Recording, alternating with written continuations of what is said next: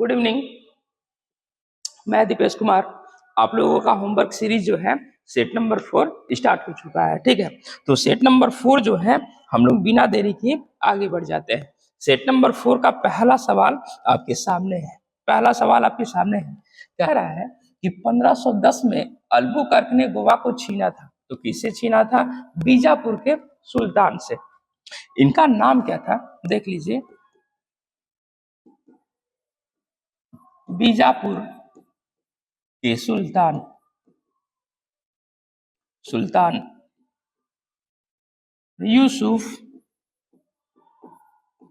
यूसुफ आदिल शाह से। क्लियर है? इसने छीना कब?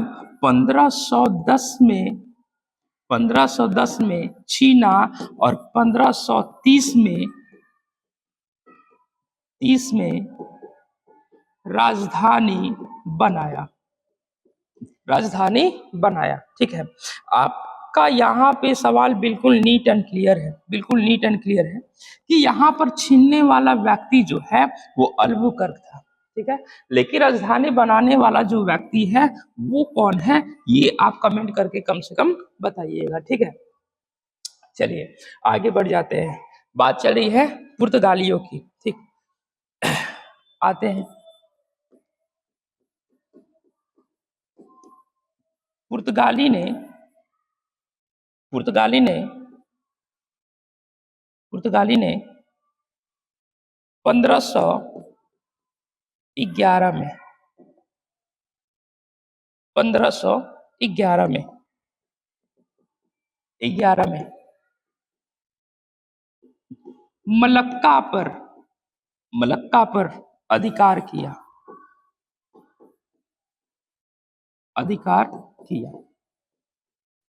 इतना क्लियर है? ये मलक्का है 1511। ठीक, वैसे ही आपसे पूछेगा कि 1515 में हारमूंज और 1534 में सालसेट द्वीप पर कब्जा किया।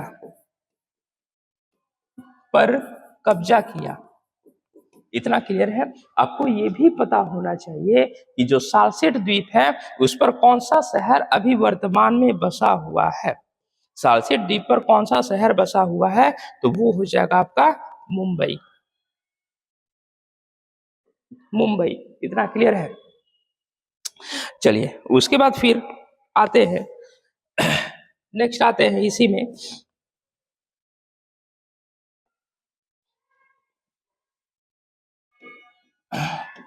वैसे पुर्तगाली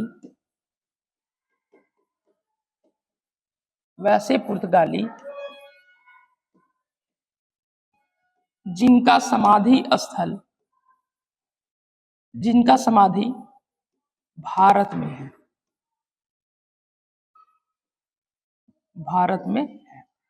क्लियर ना?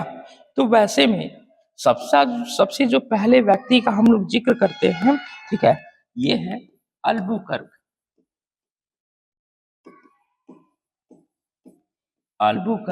और इनका समाधि स्थल जो है वो है गोवा में। ठीक, अल्बुकर्क। उसके बाद वास्को डी गामा, इनका जो समाधि स्थल है वो है कोच्चि केरल में। आपको एक बात ये भी पता होना चाहिए कि वास्को डी गामा जो है वो सबसे पहली बार आता है 1498 में। लेकिन सवाल पूछता है बाबू कि वास्को डी गामा दूसरी बार भारत आया था। कब आया था? तब हो जाएगा क्या चीज? 1502 में। ठीक ना? चलिए आगे बढ़ जाते हैं।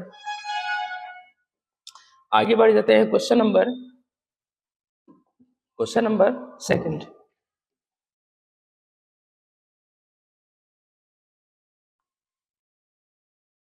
क्वेश्चन नंबर सेकंड,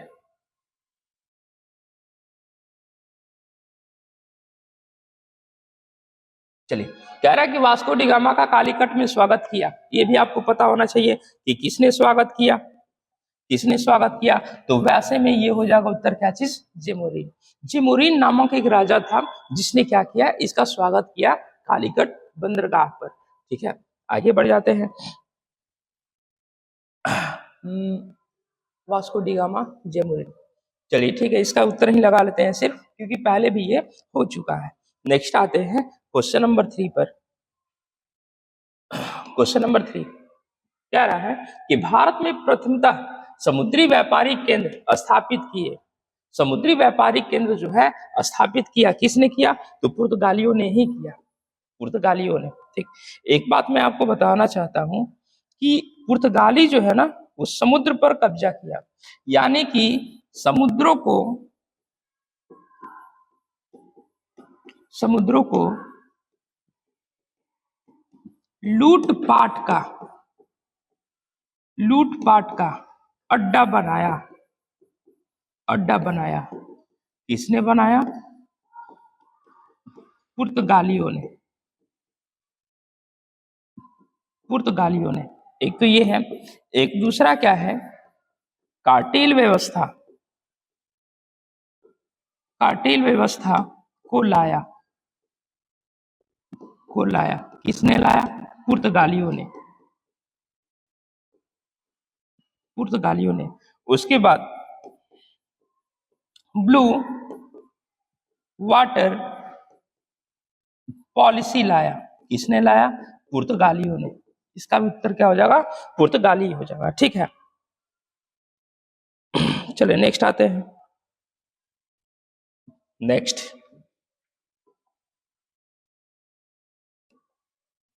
कह रहा है कि निम्न में से किस राज्य की 3 और अंतरराष्ट्रीय सीमा लगी हुई है। ये 3 तरफ से कह रहा है।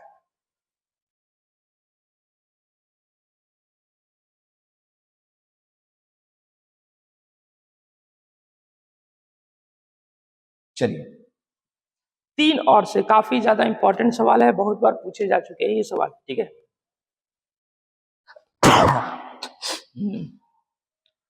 कह रहा कि कौन सा है जो 3 और से अंतरराष्ट्रीय सीमा से लगा है, तो ये कहेंगे क्या चीज, त्रिपुरा। त्रिपुरा जो है वो बांग्लादेश के तीनों तरफ से घिरा हुआ है। ठीक है,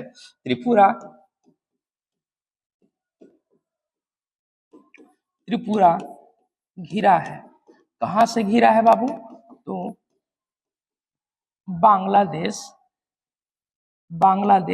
से। ठीक है, नेक्स्ट आते हैं। नेक्स्ट, वैसे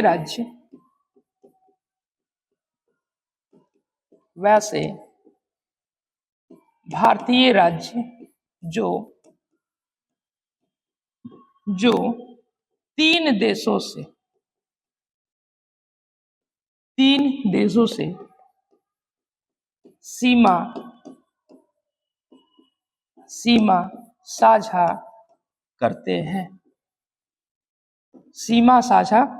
हैं। तो सबसे पहला तो एक हम लोग देश देख ले, ये है एक राज्य देख ले। राज्य है पश्चिम बंगाल। तो पश्चिम बंगाल अपना सीमा साझा करता है किसके साथ करता है, किसके साथ, तो हो जाएगा आपका पश्चिम बंगाल है बांग्लादेश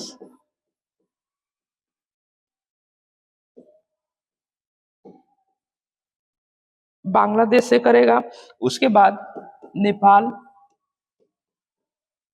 नेपाल से करेगा, फिर भूटान से।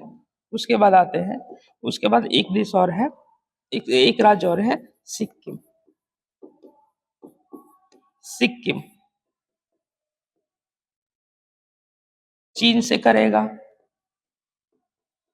नेपाल से करेगा और करेगा भूटान से। इतना क्लियर है। सिक्किम के बाद अरुणाचल प्रदेश।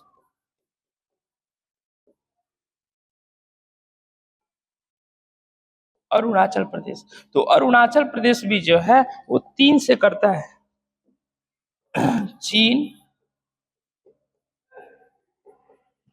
म्यांमार चीन, म्यांमार और भूटान। और भूटान। क्लियर है? चलिए आगे बढ़ जाते हैं, आगे बढ़ जाते हैं इसमें।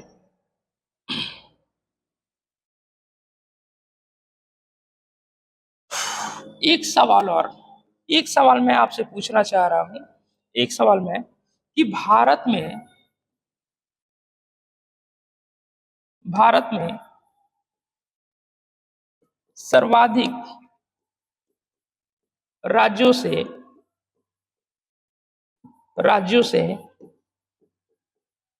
सीमा साझा करने वाले राज्य, तो वैसे में हो जाएगा यूपी। यूपी जो है वो क्या करेगा, 8 राज्य प्लस एक केंद्र शासित प्रदेश, यानी कि दिल्ली से इतना ये मैच करेगा। इतना क्लियर ना? चलिए आगे बढ़ जाते हैं।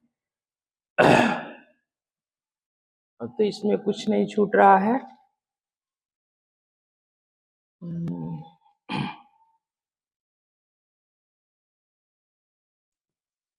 चलिए ठीक, नेक्स्ट करते हैं। क्वेश्चन नंबर 5 कह रहा है, क्वेश्चन नंबर 5 में कि म्यांमार से अधिकतम सीमा स्पर्श करती है, म्यांमार से अधिकतम सीमा स्पर्श करती है, कौन करेगी भाई, कौन करेगी? लगाइएगा आप, अरुणाचल प्रदेश। म्यांमार से अधिकतम सीमा स्पर्श करती है कौन? अरुणाचल प्रदेश। ठीक है, आगे बढ़ जाते हैं। एक्चुअली देखिए,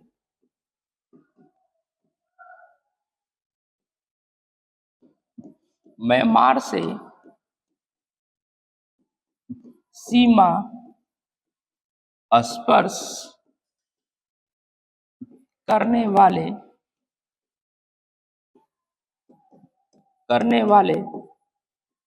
भारतीय राज्य, ठीक है।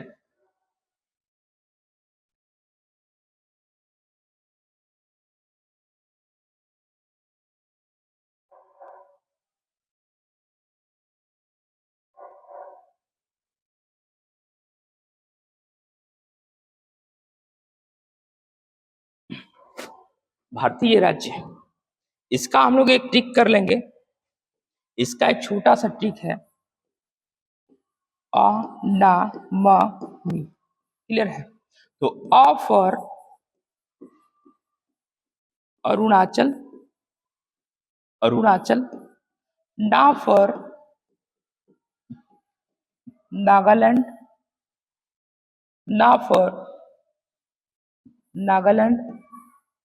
म फॉर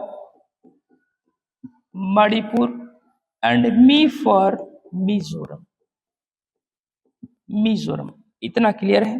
अगर आपसे पूछेगा यही सवाल, अगर थोड़ा सा घुमाएगा, कहेगा कि म्यांमार से जो राज्य सटा है वो भारतीय राज्य तो सटे हैं, लेकिन कितने किलोमीटर सटे हैं, सवाल ये भी पूछ लेगा, तो वैसे में हम कहेंगे कि 1643 किलोमीटर।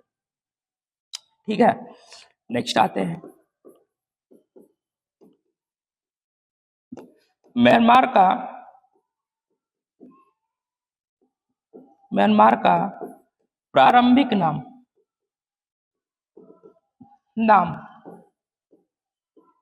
वर्मा था,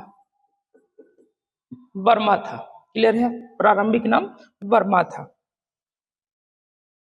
नेक्स्ट आते हैं, हो गया म्यांमार।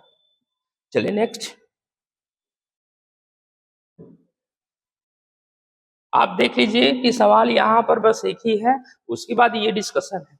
और मैंने ये भी बता दिया कि म्यांमार से सटने वाले भारतीय राज्य कौन कौन से हैं। अ फॉर अरुणाचल, ना फॉर नागालैंड, म फॉर मणिपुर, मी फॉर मिजोरम। और टोटल कितना किलोमीटर? तो 1643 किलोमीटर, इतना दूर।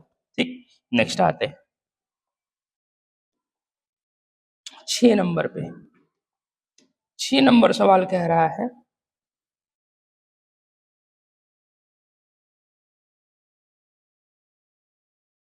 6 नंबर कह रहा है कि भारत और श्रीलंका से अलग होता है, कौन अलग होता है? ठीक, तो हम लोग लगा लेंगे क्या चीज, पाक जल डमरू, पाक जल डमरू, क्लियर ना, पाक जल डमरू। नेक्स्ट आते हैं भारत और श्रीलंका। अगर आप देखिएगा तो भारत के साथ श्रीलंका का सीमा साझा स्थलीय ना होकर जलीय है, ठीक है, जलीय है। तो हम लोग आगे चर्चा करेंगे भारत और श्रीलंका का, ठीक है। तो बढ़ जाते हैं। सबसे पहले तो आप ये देखिए कि कच्छ की खाड़ी और खंबात की खाड़ी ये दोनों गुजरात में है, गुजरात में है, ठीक है। चलिए, भारत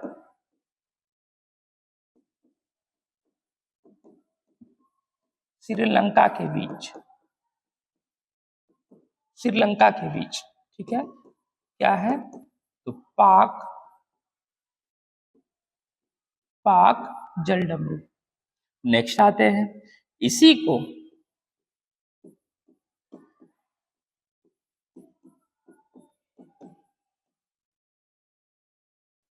को रामेश्वरम या धनुष कोटि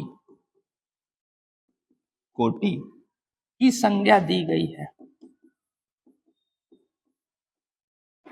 की संज्ञा दी गई है, दी गई है, क्लियर ना, ठीक है। नेक्स्ट आते हैं, नेक्स्ट इसमें ये देखते हैं, ठीक, इसमें ये देखते हैं कि यहां पर एक द्वीप का भी नाम का चर्चा है, ठीक है, पंबन द्वीप, पंबन द्वीप, पंबन द्वीप रामेश्वरम में, रामेश्वरम में, क्लियर है। आगे बढ़ जाते हैं, आगे बढ़ जाते हैं। देखिए अब यहां से आपका थोड़ा सा तथ्य स्टार्ट होगा।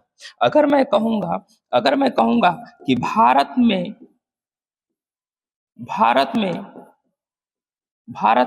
द्वीप है, यानी कि टोटल द्वीप है, ठीक है, तो वैसे में आप लगाइएगा 247, जिसमें से कि 204 जो है, जिसमें 204 जो है ये आपका आ जाएगा बंगाल की खाड़ी में,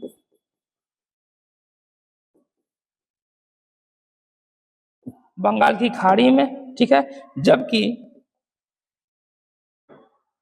जबकि 43 जो है वो आ जाएगा क्या चीज, अरब सागर में, अरब सागर में। इतना क्लियर है, ठीक। ये थोड़ा सा ये लॉजिकल है, ये आपको कंसेप्ट यहाँ मिल रहा है, तो आप इसको आराम से थोड़ा देखिएगा। 247 द्वीप है टोटल भारत के पास, ठीक। नेक्स्ट आते हैं,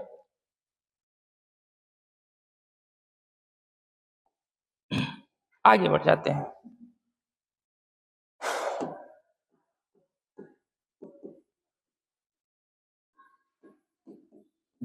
अंडमान निकोबार में,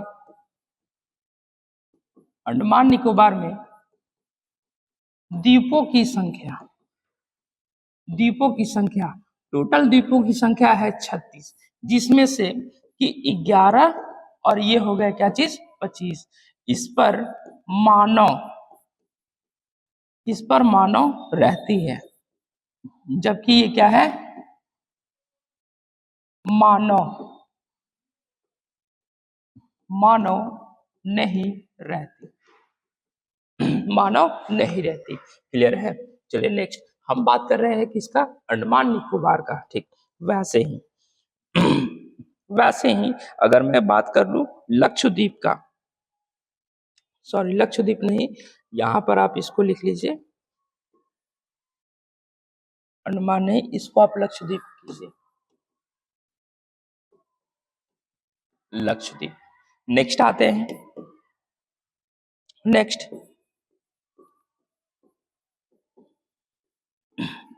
अंडमान निकोबार को, अंडमान निकोबार को दो भागों में बांटता है, अंडमान निकोबार को 2 भागों में बांटता है। कौन बांटेगा, 10 डिग्री अक्षांश, अक्षांश। आपको पता होना चाहिए, आपको पता होना चाहिए कि छोटा अंडमान से कार निकोबार, ठीक है। नेक्स्ट आते हैं, लेकिन अगर पूछेगा कि लक्षद्वीप को लक्षद्वीप को दो भागों में बांटता है। तो वो हो जाएगा कितना डिग्री? 11 डिग्री अक्षांश। 11 डिग्री अक्षांश। ठीक है, चलिए नेक्स्ट आते हैं क्वेश्चन नंबर 7 पर। कह रहा है कि संविधान सभा के कुल कितने अधिवेशन हुए? सवाल काफी इंपॉर्टेंट है। संविधान सभा में कुल कितने अधिवेशन हुए, यानी कि संविधान सभा ने कितने अधिवेशन करके ये इस बात की पुष्टि की कि हमारा जो संविधान है वो रेडी हो चुका है, वो रेडी हो चुका है। ठीक है, तो वैसे में आपका उत्तर होना चाहिए क्या चीज? 12। यानी कि टोटल कितने अधिवेशन हुए? 12 अधिवेशन हुए। ठीक है, लेकिन एक चीज है कि 12वें अधिवेशन में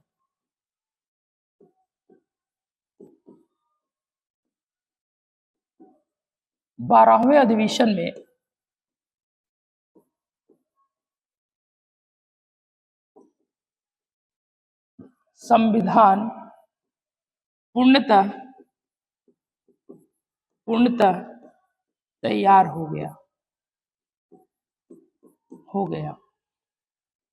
संविधान पूर्णतः तैयार हो गया। आप एक बात मुझे ये बताएं, ठीक है, इसने तो पूछा है कि टोटल कितने अधिवेशन लगे, लेकिन अगर सवाल पूछेगा कि टोटल कितनी समितियों ने कार्य शुरू किया, तो वैसे में अगर पूछेगा कि समिति लगी थी या समिति बनी थी, तो हो जाएंगे टोटल कितने? 13 समितियां। लेकिन ऑप्शन में जहां 13 नहीं होगा, यानी कि ओपीटी 13 नहीं रहने पर क्या लगाएंगे? 12 ही लगाएंगे। एक बार ध्यान दीजिएगा कि टोटल समितियों की संख्या थी 13, लेकिन ऑप्शन में अगर 13 ना हो तो हम क्या लगा देंगे? 12। ठीक, बात कर रहे हैं क्या चीज? संविधान सभा में। ठीक, नेक्स्ट आगे बढ़ते हैं।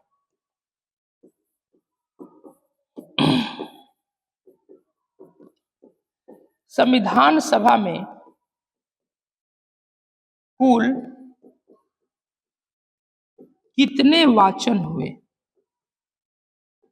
कुल कितने वाचन हुए? तो मैं कहूंगा कितना? 3। लेकिन संविधान सभा में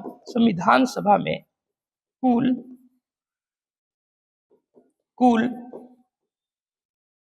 कितने दिन बहस हुए? तो वैसे में हो जाएगा कुल कितना दिन? 114 दिन ये टोटल बहस चला है। क्लियर ना? चलिए नेक्स्ट आते हैं।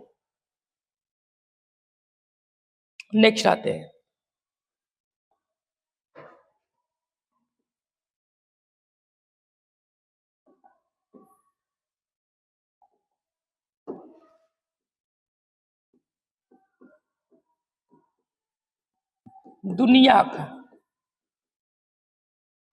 सबसे बड़ा एवं लिखित संविधान किस देश का है बाबू? तो भारत का। लेकिन सवाल थोड़ा सा उल्टा करेगा, कह देगा कि दुनिया का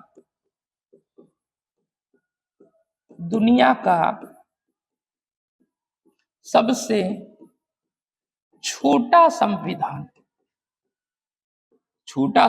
ये अनुच्छेदों के आधार पे होता है। ठीक है, तो वैसे में हो जाएगा अमेरिका का संविधान, अमेरिका। ठीक है, नेक्स्ट आते हैं। विश्व का नया संविधान क्यूबा का जो कि बना 2019 में। 2019 में, इतना क्लियर है। नेक्स्ट आते हैं।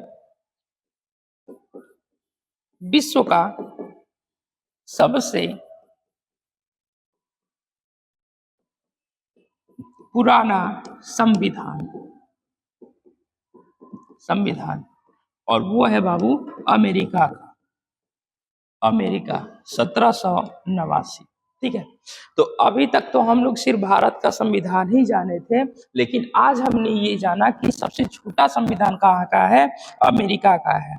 उसके बाद क्यूबा का जो संविधान क्या है, वो सबसे नया है, पूरी दुनिया में सबसे नया है। ठीक है, और उसके बाद सबसे पुराना संविधान किसका है, ये अमेरिका का। ठीक, छोटा भी अमेरिका का है और पुराना भी किसका है, अमेरिका का है। चलिए ठीक है, इतना तक हो गया। नेक्स्ट आगे बढ़ते हैं।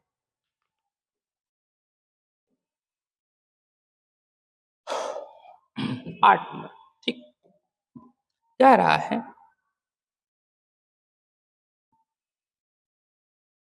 है, कि भारतीय संविधान को अपनाया गया, किसके द्वारा अपनाया गया, ये जो भारत का संविधान बना, ठीक है, तो उसमें अपनाने वाले जो थे वो थे संविधान सभा द्वारा। ठीक है, इनके द्वारा ये अपनाया गया। क्यों अपनाया गया, क्योंकि भारत की जनता ने विधानसभा के चुनाव के तहत, ठीक है, भारत की जनता ने अप्रत्यक्ष रूप से क्या किया था, अपने प्रतिनिधियों का चुनाव किया था। ठीक, और वहीं जाकर क्या हो गए, तो संविधान सभा में बैठे। आगे बढ़ते हैं, तो संविधान सभा का निर्माण यानी कि चुनाव के बाद सीटें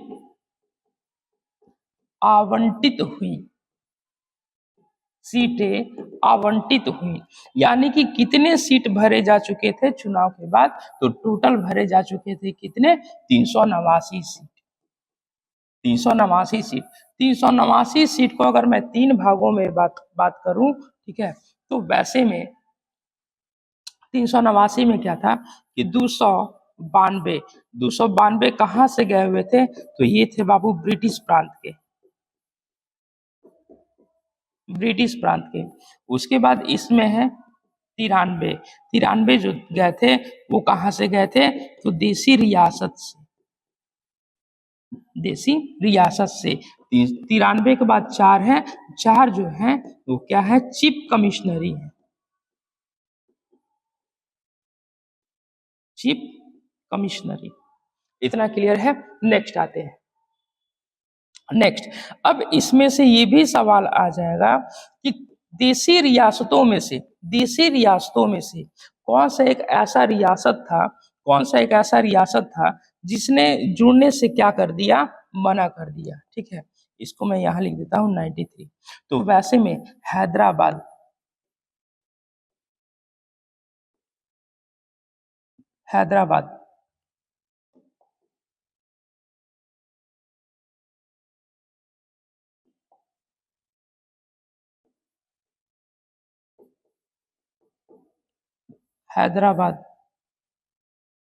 हैदराबाद भारत में जुड़ने से मना कर दिया था। लेकिन हैदराबाद को हम लोगों ने क्या किया कि ऑपरेशन पोलो के तहत इसको हमने भारत में जोड़ दिया। और ये सारा काम जाता है किसका, सरदार वल्लभ भाई पटेल का, जिनके नाम पे स्टैच्यू ऑफ यूनिटी का क्या हुआ है, निर्माण हुआ है। ठीक, चलिए नेक्स्ट आते हैं।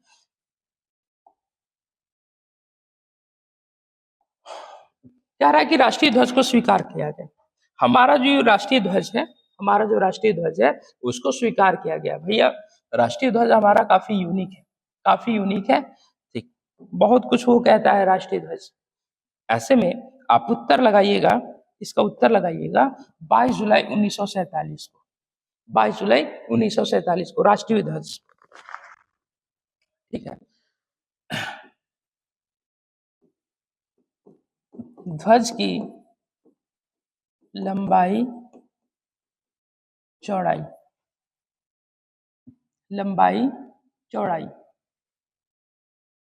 3-2, लेकिन अगर पूछेगा चौड़ाई और लंबाई तो हो जाएगा क्या चीज, 2-3। एग्जाम आपसे यही करेगा, डायरेक्ट सिंपल सा सवाल देगा और आपको लगेगा काफी इजी है, जबकि ये बन जाएगा आपके लिए बिल्कुल टफ। ठीक है, उसके बाद ध्वज के चक्र का रंग पूछेगा तो हम लोग लगा देंगे क्या चीज, गहरा नीला। गहरा नीला दिखता आपको काला है, लेकिन एक्चुअली में उसका जो रंग है वो क्या है, गहरा नीला। ठीक। ध्वज के चक्र में तिल्लियां टोटल कितने हो जाएंगे, 24 चक्र। 24 चक्र। नेक्स्ट आते हैं, चक्र के पहले हमारे ध्वज में क्या था। इन द सेंस आप इतना ये समझ लीजिए कि आज की डेट में जो हमें झंडा अपना दिखाई देता है उसमें क्या है, तो उसमें एक चक्र है, लेकिन ये चक्र लेटेस्ट लाया गया है। इसके पहले क्या था, सवाल इसमें यही है। तो इसके पहले जो था वो था चरखा, गांधी जी वाला चरखा, जो हम लोग ऐसे ऐसे सूत काटते हैं, ठीक ना। चलिए आगे बढ़ जाते हैं। क्वेश्चन नंबर 10 कह रहा है, क्वेश्चन नंबर 10,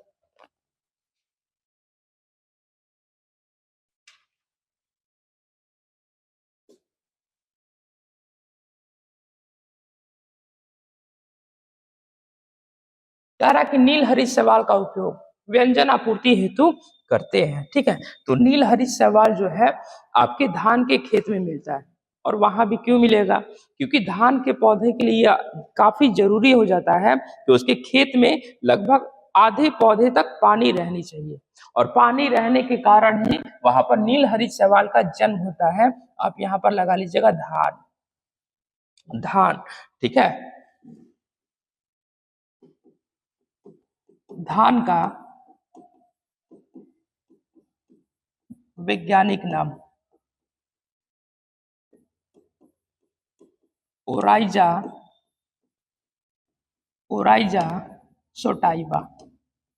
सोटाइबा।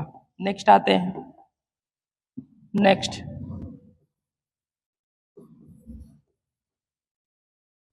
गोल्डन राइस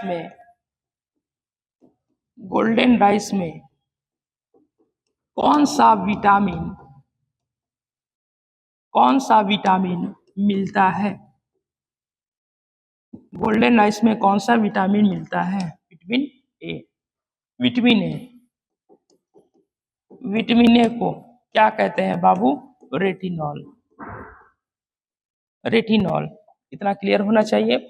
हमने क्या बोला कि धान का वैज्ञानिक नाम ओराइजा सोटाइवा, और गोल्डन राइस में कौन सा विटामिन मिलता है, विटामिन ए का जो भी रासायनिक नाम है वो क्या कहलाता है, रेटिनॉल। नेक्स्ट आते हैं, नेक्स्ट गंधी कीट और एक है गुलाबी कीट। ठीक, गंधी कीट इन द सेंस GANDHI कीट का संबंध किससे है, धान से है। लेकिन यही पूछेगा कि गुलाबी कीट का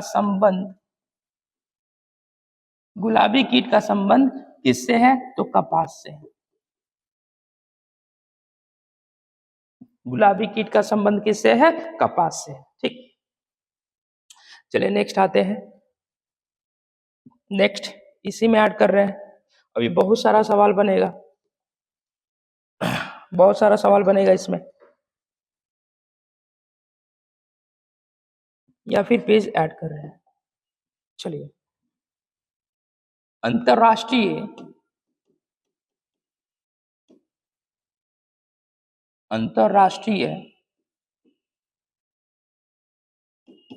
चावल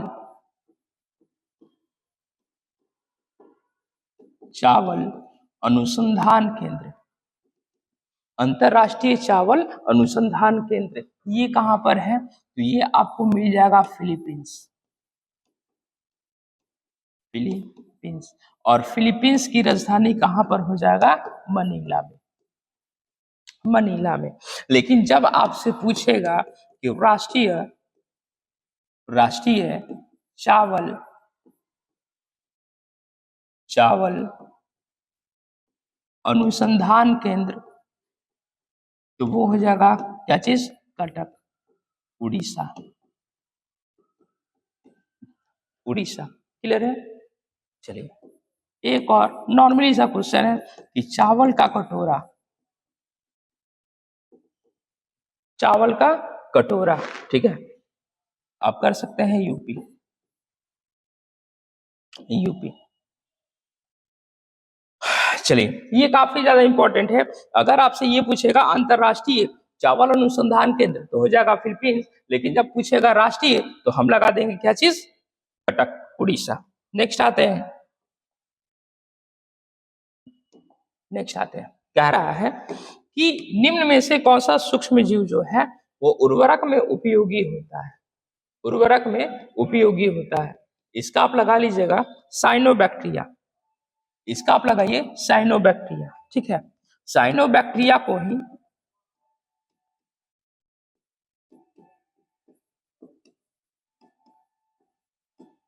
साइनोबैक्टीरिया को ही हम लोग क्या कहते हैं? नील हरित, नील हरित शैवाल, नील हरित शैवाल कहते हैं, ठीक है। ब्लू ब्लू ग्रीन एलगी, ठीक। चलिए नेक्स्ट आगे बढ़ते हैं।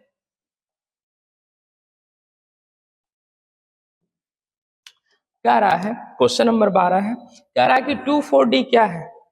2,4-D क्या? बहुत ज्यादा इंपॉर्टेंट सवाल है भाई, काफी ज्यादा इंपॉर्टेंट है, बहुत बार पूछा भी जा चुका है। तो वैसे में देखिएगा 2,4-D जो है ना, वो है खर पतवार नासी, नासी। लेकिन इस ऑप्शन में कहीं नहीं दिया है, ठीक। यही 2,4-D जो है वो है फफूंद नासी, फफूंद नासी। लेकिन ये भी कहीं ऑप्शन में नहीं दिया है, इसलिए हमारा जो उत्तर हो जाएगा वो क्या हो जाएगा? कोई नहीं। इतना क्लियर है? 2,4-D क्या है? खरपतवार नासी। एक्चुअली ये खरपतवार नासी होता क्या है?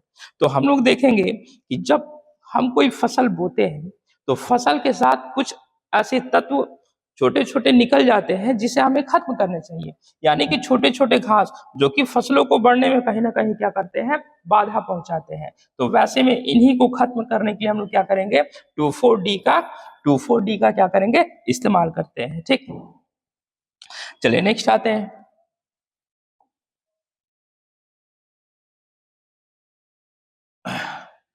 नेक्स्ट क्वेश्चन नंबर इतना, क्वेश्चन नंबर 13 क्या रहा है कि एक ही प्रकार के परमाणु जिसमें मिले होते हैं वो क्या चीज बनेगा?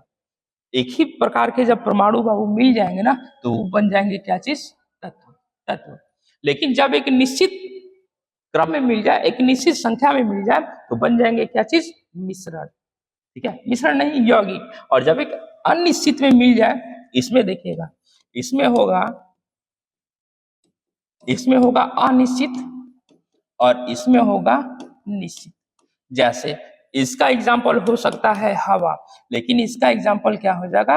H2O, क्लियर है? तो वो हो जाएगा यौगिक। अब आते हैं, अब आते हैं आवर्त सारणी में, आवर्त सारणी में प्राप्त तत्व, यानी कि कुल कितने तत्व रखे गए हैं? 118 रखे गए हैं, ठीक है, 118। लेकिन 118 का विभाजन दो तरीकों से किया गया है। कैसे कैसे? तो 118 में किया क्या गया है कि एक कहा गया है प्राकृतिक तत्व, प्राकृतिक तत्व, जबकि एक कहा गया है क्या चीज? कृत्रिम तत्व। कृत्रिम तत्व इन द सेंस कि मानव के द्वारा कहीं ना कहीं बनाया गया है, ठीक है। तो इनकी जो संख्या है, इनकी संख्या है 20 और इनकी संख्या है कितनी? 98। अगर दोनों को जोड़ दे तो हो जाएगा 118। चलिए आगे बढ़ जाते हैं, आगे कुछ क्वेश्चंस। सर्वाधिक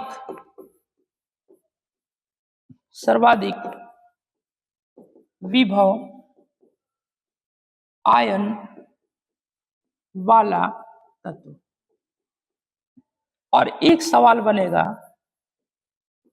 न्यूनतम विभव आयन वाला तत्व। क्लियर है? एक बनेगा सर्वाधिक विभव वाला, ठीक है, और एक बनेगा ये। तो सर्वाधिक में हम लोग लगा देंगे क्या चीज? हीलियम। और न्यूनतम विभव आयन वाले में लगा देंगे हम लोग क्या चीज? सीजियम।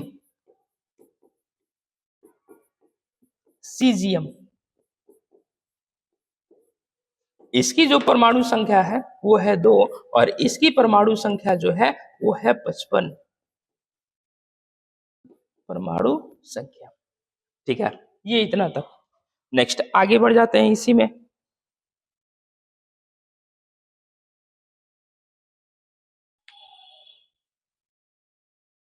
चलिए, एक काफी इंपॉर्टेंट सवाल मैं आपको बताता हूं। यहां पर देखिएगा,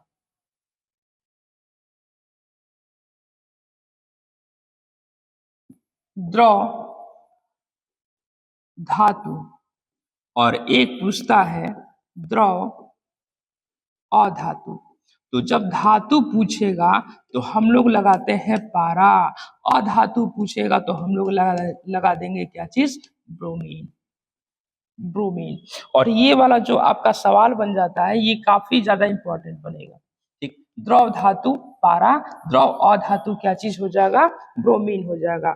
फिर सर्वाधिक विभव आयन वाला तत्व जो है वो हीलियम है और न्यूनतम विभव आयन वाला जो तत्व है वो क्या है? सीजियम है। सीजियम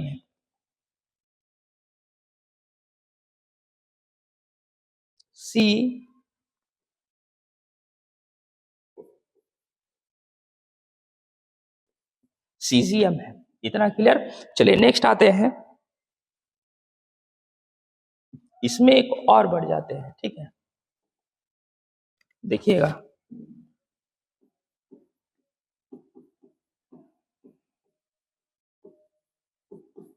सबसे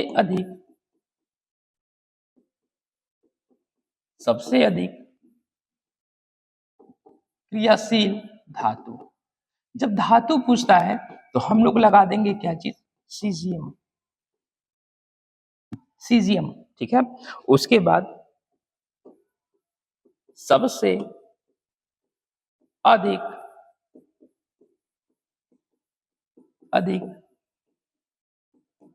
क्रियाशील अधातु। जब अधातु तो फ्लोरीन। और ये काफी ज्यादा ऋणात्मक भी होता है। ठीक ना? चलिए नेक्स्ट आगे बढ़ जाते हैं।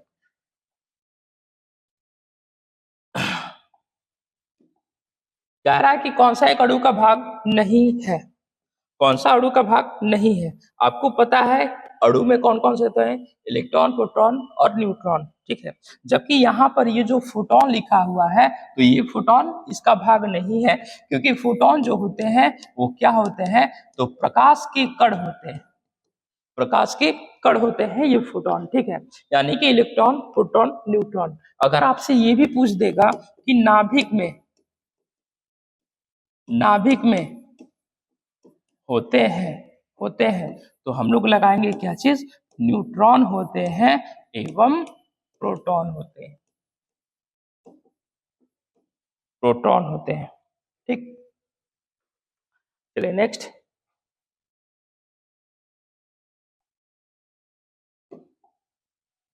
आते हैं। नेक्स्ट क्या रहा है कि एक हॉर्स पावर में कितना वाट? 1 हॉर्स पावर में कितना वाट? यानी कि इसी हॉर्स पावर को हम लोग दर्शाते हैं किसमें? एचपी में। HP horse power. तो ये आपका उत्तर हो जाएगा क्या चीज? 746 वाट।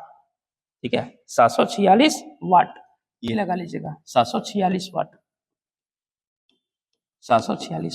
आपको ये भी पता होना चाहिए कि वाट का यहाँ इस्तेमाल किया गया है। तो वाट जो इकाई है वो मापने के काम में आता है क्या चीज? शक्ति। कोई भी इंजन कितने हॉर्स पावर का है कितने वाट का है, इससे यह पता चलता है कि उस इंजन की शक्ति क्या है, उस इंजन की क्या क्षमता क्या है। चलिए ठीक है, तो इतना तक आज हम लोग देख लिए। हमने देखा है, आज हमने देखा है क्या चीज, सेट 4 का डिस्कशन, सेट 4 का डिस्कशन, और टोटल नंबर ऑफ हमने देखा है क्वेश्चंस 15। लेकिन इस 15 के पीछे शायद आपके लिए डिस्कशन कुछ ज्यादा ही मिला हो, तो वैसे में आप अपने कॉपी पर इसको अच्छे से लिखिएगा, समझिएगा, याद कीजिएगा। फिर कल है सैटरडे, तो कल हम लोग क्या कर लेंगे, कल हम लोग सेट नंबर 5 का डिस्कशन आगे कर लेंगे। ठीक है, चलिए आगे बने रहिएगा, धन्यवाद।